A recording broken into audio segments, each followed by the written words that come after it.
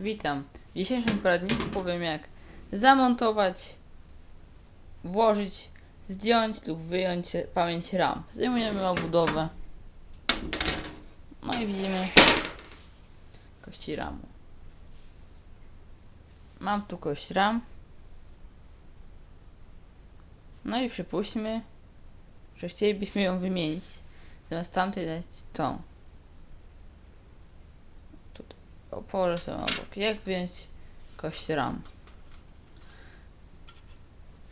Palce po bokach przy tych klamerkach i delikatnie, oczywiście z wyczuciem, wciskamy. Trzeba trochę przycisnąć oczywiście. Jedną.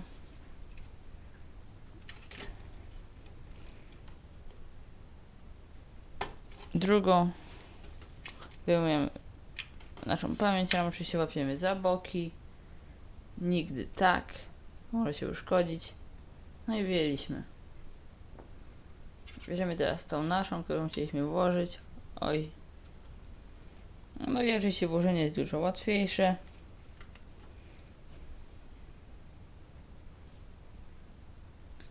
Montujemy. Zawsze bliżej procesora oczywiście RAM montujemy.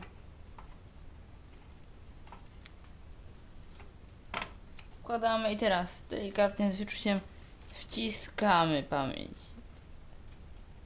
Naszą pamięć RAM.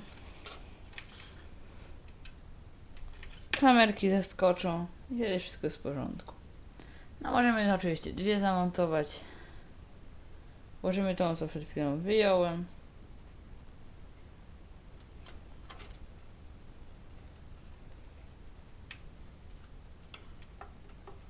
Pyk.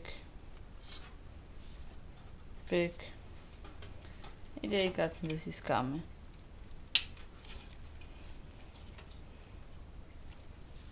No i takim sposobem wyjmujemy, wkładamy, wymieniamy po prostu pamięć RAM. Jest to bardzo prosty sposób. Dziękuję za uwagę.